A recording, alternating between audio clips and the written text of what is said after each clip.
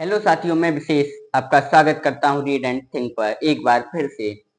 जो लोग आज नए आए हैं, मैं उन लोगों को बताना चाहता हूं कि हमारा एक लेक्चर कल क्लास 10th के मैथ का हो चुका है, जिसमें हमने संख्याओं के बारे में जाना था। आज ही हमारा लेक्चर नंबर 2 होने वाला है, जिसमें हम जानेंगे अभाज्य संख्या को और सहभाज्य संख्या को और क्या परिमेय और भिन्न में अंतर को जानेंगे। उसके बाद हम अपनी एनसीईआरटी की एक्सरसाइज पर बढ़ चलेंगे।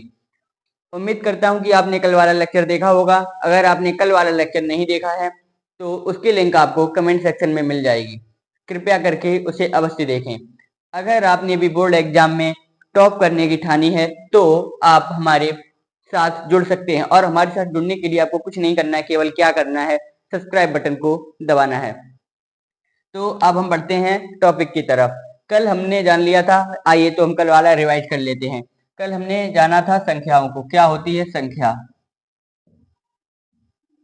संख्या क्या होती है? उम्मीद है आपने कल वाला लेक्चर देखा होगा तो आपको पता होगा वो किसके कार्य आती है। मापने, नापने और किसी का नामकरण करने के काम आते हैं। वह इकाई, गणितीय इकाई जो किसके नापने या किसी का नामकरण करने में काम आती है, उसे हम संख्या कहते हैं।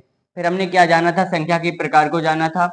संख्या के प्रकार में सबसे पहले हमने क्या जानी थी? प्राकृतिक संख्या को जाना था। किसे? प्राकृतिक संख्या को जाना था। प्राकृतिक संख्या क्या होती हैं? जिन्हें हम बचपन से यूज में लाते हैं।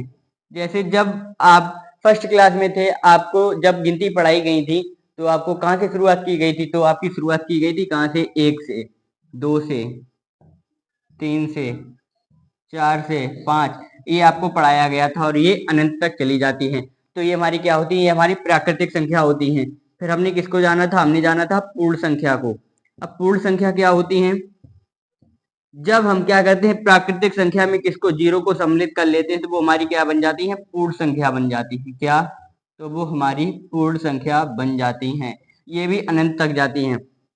तो अब सवाल बनता है यहाँ पर, एक ऑब्जेक्टिव में क्या सवाल बनता है? सवाल बनता है क्या सभी पूर्ण संख्याएं प्राकृतिक संख्याएं होती हैं? क्या कि सभी पूर्ण संख्याएं प्राकृतिक संख्याएं होती हैं? तो जवाब क्या होगा? अब क्या पूछा कि क्या सभी पूर्ण संख्याएं प्राकृतिक संख्या होती हैं? तो आप देखिए, सभी पूर्ण संख्या तो हम 2 लेते हैं, 2 तो प्राकृतिक संख्या में है, तो इस तरह से ये प्राकृतिक संख्या हुई। एक लिया हमने, एक पूर्ण संख्या में भी है और एक प्राकृतिक संख्या में भी है, तो ये भी दोनों कैसी हुई? प्राकृतिक संख्या हुई। लेकिन हमने जब जीरो को लिया, जब हमने शून्य को लिया, तब हमने देखा प्राकृतिक संख्या में क्या शून्य है? नहीं है। तो क्या होगा? सभी पूर्ण संख्याएं प्राकृतिक संख्या होंगी? नहीं। लेकिन सभी प्राकृतिक संख्याएं क्या होंगी? सभी प्राकृतिक संख्याएं पूर्ण संख्याएं होंगी। क्यों? अब देखते हैं। अगर हमने 4 को लिया तो आप देखिए 4 क्या पूर्ण संख्या में है। अब हमने जैसे 1 को लिया तो 1 अगर प्राकृतिक संख्या में है तो 1 को हम देखेंगे पूर्ण संख्या में है तो है। तो क्या हमने निष्कर्ष निकाला कि जितनी भी प्राकृतिक संख्याएं होती हैं वो सभी क्या होती हैं? पूर्ण संख्याएं होती हैं। लेकिन जितनी भी पूर्ण संख्याएं होती हैं वो प्राकृतिक संख्या नहीं होती हैं। तो यहाँ से हमारा एक ऑब्जेक्टिव क्लियर होता है। अब हम बढ़ते हैं आगे। फिर हमने जाना था सम संख्या को। सम संख्या को जाना था। अभी तक आप पढ़ते आए होंगे, क्या पढ़ा होगा आपने कि जो संख्याएं 2 से विभाजित हो जाती है उन्हें सम संख्या कहते हैं। नहीं, ये भी बात सही है, लेकिन आपको क्या याद रखना है? आपको याद रखना है जिनका इकाई अंक क्या हो? 0, 2, 4, 6, 8 हो। क्या हो? इकाई अंक। जिन संख्याओं का इकाई अंक क्या हो? 0, 2, 4, 6, 8 हो, उन्हें हम क्या कहते हैं? सम संख्या कहते हैं। अब जैसे सपोज कीजिए, जैसे हमने अगर आपको ये इतनी बड़ी संख्या लिख दी है आपके सामने, तो आप क्या करेंगे? आप इसमें भाग देकर देखेंगे 2 का? नहीं। आप क्या करेंगे? आप इन 5 अंकों को उठाएंगे, 0, 2, 4, 6, 8 को। अगर ये इकाई अंक है तो वो क्या होगी? सम संख्या होगी। अगर नहीं है तो वो क्या होगी? विषम संख्या होगी। अब देखिए इसमें क्या 0, 2, 4, 6, 8 इकाई अंक है? नहीं है। तो ये हमारी कैसी संख्या होगी? ये हमारी सम संख्या होगी? नहीं होगी। अब हम बात करते हैं किसकी? विषम संख्या की। विषम संख्या, किसी की? विषम संख्या की। अब विषम संख्या क्या होती हैं? जिनका इकाई अंक क्या हो? 0, 2, 4, 0, 2, 4, 6, 8 नहीं हो। इकाई अंक क्या हो? 0, 2, 4, 6, 8 नहीं हो। तो हम इस संख्या की बात करें अगर, तो ये संख्या हमारी कैसी हुई? तो ये संख्या हमारी विषम हुई। उम्मीद है कि आपको इतना समझ में आ चुका होगा। अगर आप स्क्रीनशॉट लेना चाहते हो तो ले सकते हैं।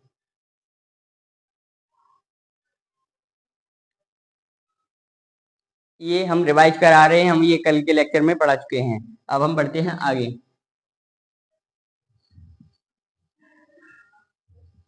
अब हम जानेंगे भाज्य संख्या को। किसको? भाज्य संख्या को।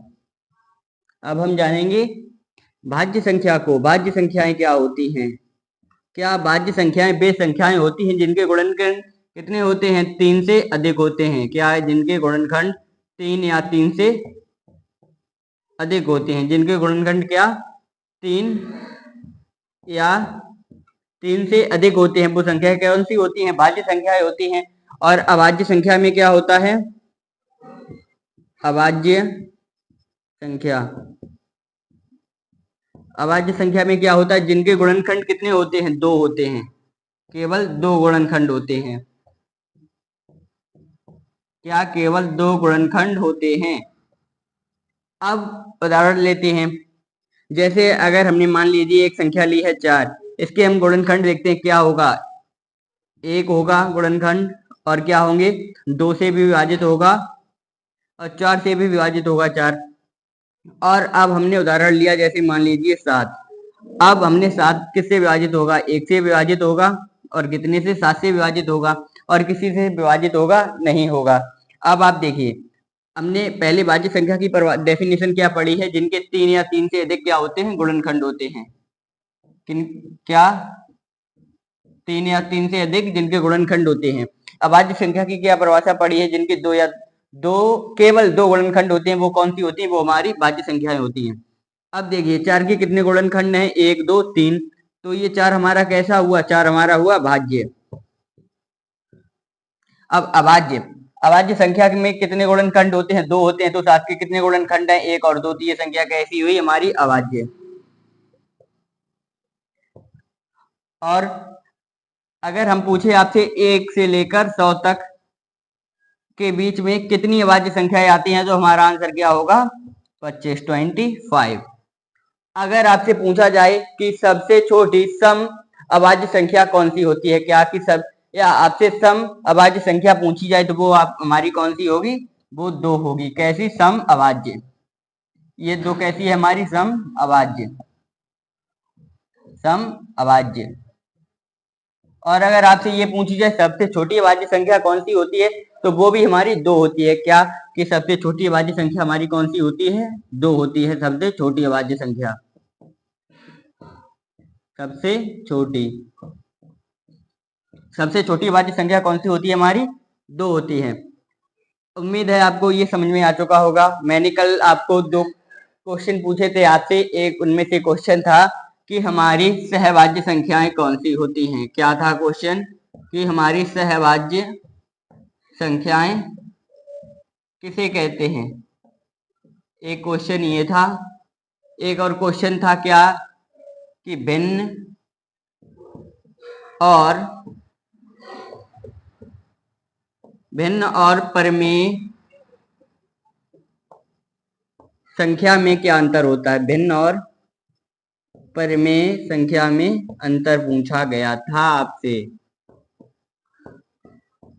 उम्मीद है कि आपने कल वाले क्वेश्चनों का आंसर भी दिया, और बहुत से बच्चों ने आंसर सही भी लिखा। लेकिन बहुत से भाई लोग हमारे ऐसे थे जिन्हें पता ही नहीं था क्या कि भिन्न और परिमेय संख्या में क्या अंतर होता है, या सहभाज्य संख्याएं कौन सी होती हैं। तो मैं आपको बताऊंगा क्या कि भिन्न और परिमेय संख्या में क्या अंतर होता है और सहभाज्य संख्याओं में क्या अंतर होता है। अगर आप इसका स्क्रीनशॉट लेना चाहते हो तो आप ले सकते हैं।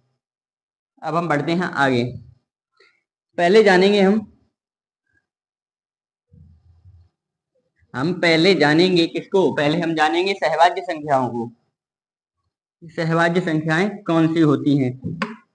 सहभाज्य संख्याएं। सहभाज्य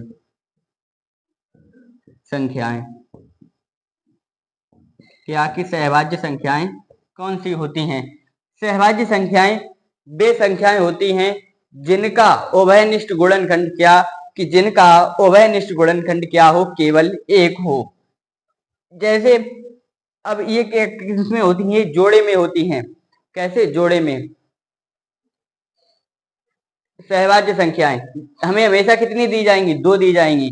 जैसे हमें दे दी जाएंगी 7 और 15। अब हम देखेंगे इनका जो गुणनखंड हो उभयनिष्ठ, मतलब जिससे 7 विभाजित हो और 15 विभाजित हो, वो कितना होना चाहिए? उभयनिष्ठ गुणनखंड 1। अब हम लिखते हैं, देखिए 7 कितने से विभाजित होगा? 1 से विभाजित होगा। और कितने से? 7 से विभाजित होगा। 15 किससे विभाजित होगा? 1 से विभाजित होगा, 3 से विभाजित होगा, 5 से विभाजित होगा और 15 से विभाजित होगा। अब बहुत से भाई लोग हमारे ऐसे होंगे जिन्हें उभयनिष्ठ का क्या? उभयनिष्ठ का अर्थ नहीं पता होगा। बहुत से भाई लोग ऐसे होंगे जिन्हें अभी तक उभयनिष्ठ का मतलब नहीं पता होगा। उभयनिष्ठ का मतलब होता है क्या? कॉमन। कॉमन। अब कॉमन तो समझते होंगे ना, मतलब क्या कि दोनों में वो समान हो, समान संख्याएं हो। अब देखिए इन दोनों में हमने जो गुणनखंड निकाले हैं, इनमें देखिए समान कौन है? केवल 1। और हमने क्या कहा? सहभाज्य संख्याएं वे संख्याएं होती हैं जिनके गुणनखंड क्या होते हैं? केवल 1 होता है। उभयनिष्ठ गुणनखंड कितना होता है? 1 होता है। तो मैं पूछूं 7 और 15, ये हमेशा इनका जोड़ा दिया जाएगा संख्याओं का। अब आपसे पूछा जाए क्या 7 और 15 सहभाज्य संख्याएं हैं, तो आप क्या कहेंगे? हाँ, ये सहभाज्य संख्याएं हैं। अगर और मैं एक उदाहरण दूं आपको, जैसे मैंने लिखा है 3 और 12। 3 और 12 हम इनके गुणनखंड निकालेंगे। 3 किससे विभाजित होगा? 1 से विभाजित होगा और 3 से विभाजित होगा। ऐसे ही 12 किससे विभाजित होगा? 12 1 से विभाजित होगा, 2 से विभाजित होगा, 3 से विभाजित होगा, 4 से विभाजित होगा और स्वयं यानी 12 से विभाजित होगा। अब देखिए, अब हम इसके उभयनिष्ठ गुणनखंड निकालें। मैंने क्या कहा? उभयनिष्ठ गुणनखंड कितना होना चाहिए? 1 होना चाहिए। तो अब आप देखिए यहाँ पर देखते हैं कितने उभयनिष्ठ गुणनखंड है। एक तो उभयनिष्ठ ये हो गया, मतलब समान ये हो गया और समान ये हो गया। ये क्या है? यहाँ पर तो कितने आ गए? 2 आ गए उभयनिष्ठ गुणनखंड। कौन कौन से? एक आ गया है 1 और कौन सा आ गया है? 3। तो इस प्रकार क्या होगा? 1 और 3 आ गए हैं। तो ये हमारी 3 और 12 जो हमें संख्या दी गई है, ये जोड़ा दिया गया है, ये संख्या हमारी सहभाज्य नहीं है। उम्मीद करता हूं आपको अब सहभाज्य अच्छे से क्लियर होगा। अगर आप स्क्रीनशॉट लेना चाहते हो तो ले सकते हैं।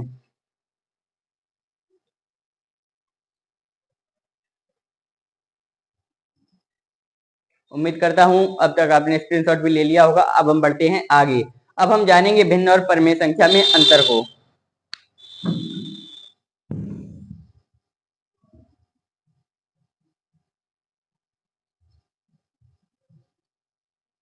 अब हम जानेंगे भिन्न और परिमेय संख्या के अंतर को। क्या भिन्न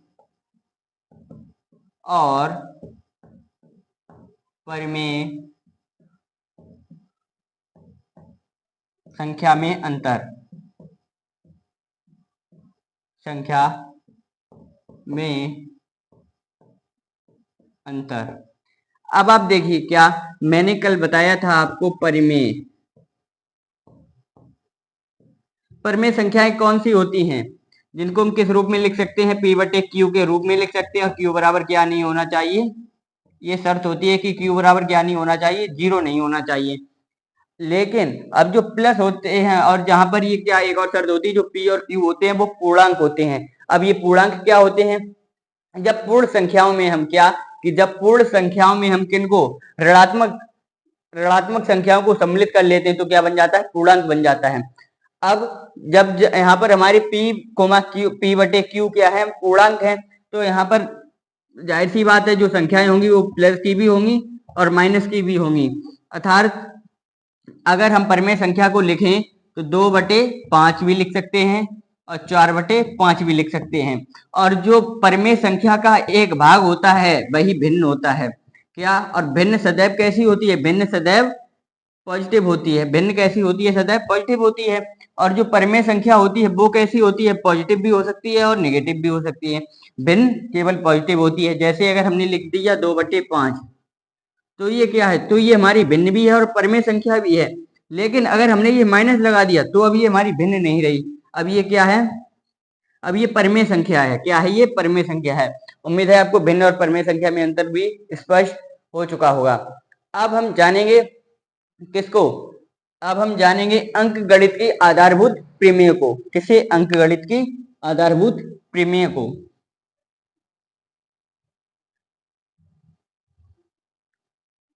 अब हम जानेंगे किसको? अंकगणित की आधारभूत प्रमेय। अंक गणित की आधारभूत प्रमेय।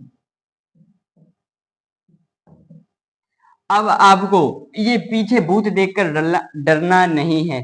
ये केवल जितनी बड़ी ये लिखा हुआ है अंकगणित की आधारभूत प्रमेय, जितना बड़ा ये लिखा हुआ है अंकगणित की आधारभूत प्रमेय, इससे छोटा इसका ये प्रमेय है।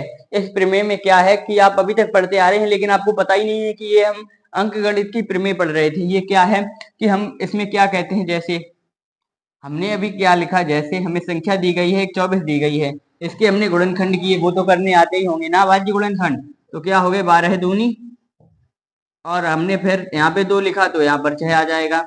तो फिर कैसे? ये हमारे गुणनखंड हो गए। हमने इसे किस रूप में लिख दिया? इस रूप में लिख दिया। अब हम इन पे 1 2 3 तो कितनी घात आ जाएगी? 3, और 3 पे घात कितनी आ जाएगी? 1। बस यही हमारी अंकगणित की आधारभूत प्रमेय कहती है। क्या कहती है? ये कैसी संख्या है? ये एक भाज्य संख्या है। क्या कि ये कैसी है? ये एक भाज्य संख्या है। और इधर जो हमने लिखी है ये वाली, ये कैसी है? अभाज्य संख्याएं हैं। कैसी हैं ये? अभाज्य हैं। हमने बताया ना इनके कितने गुणनखंड हैं? 2 के भी कितने होते हैं? 2 गुणनखंड होते हैं, 1 और 2। और ऐसे ही 3 के 1 और 3। तो ये हमारी कैसी होगी? ये हमारी अभाज्य संख्याएं होंगी। लेकिन जो 24 यानी 24 है, इसके कितने कितने गुणनखंड निकल आए? देखिए यही है 2 2 2 2 3। ऐसे ही इसके 1 2 कितने होंगे? बहुत ज्यादा ही होंगे। मतलब कहने की बात यह है कि 3 से ज्यादा होंगे, 3 या 3 से अधिक होंगे। तो ये कैसी होगी? हमारी भाज्य होगी। अब लेकिन हमारी अंकगणित की आधारभूत प्रमेय क्या कहती है? वो कहती है कि प्रत्येक, क्या कि प्रत्येक भाज्य संख्या को अभाज्य संख्याओं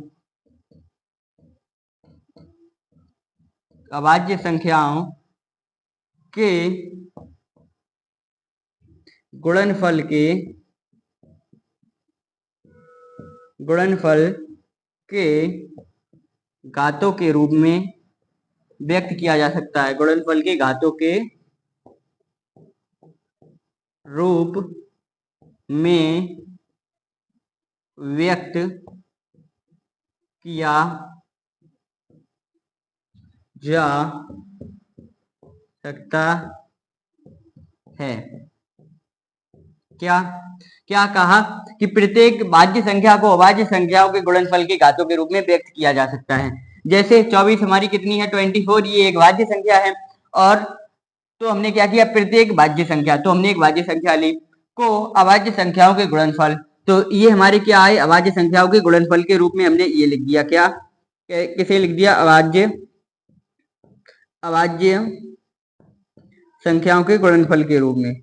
अभाज्य संख्याओं के गुणनफल के रूप में, अभाज्य संख्याओं के गुणनफल के रूप में ये लिख दिया हमने।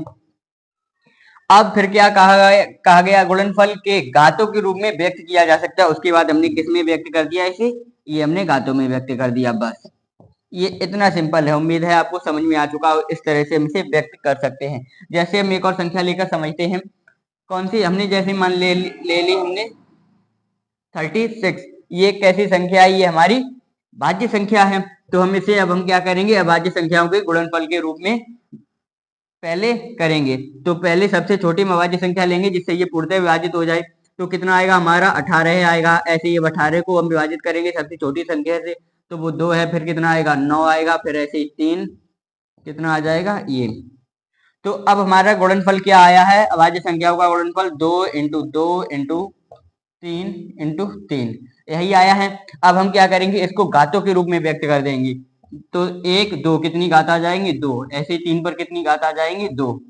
बस यही है हमारी अंकगणित की आधारभूत प्रमेय। उम्मीद है आपको ये समझ में इतना आ चुका होगा। अगर आप स्क्रीनशॉट लेना चाहें तो बहुत अच्छे से ले सकते हैं। अब तक तो आपने ले भी लिया होगा। अब हम बढ़ते हैं आगे। उम्मीद करता हूं आपको ये इतना बहुत अच्छे से समझ में आया होगा। अगर आपको ये वीडियो अच्छा लग रहा हो तो आप सब्सक्राइब भी कर सकते हैं।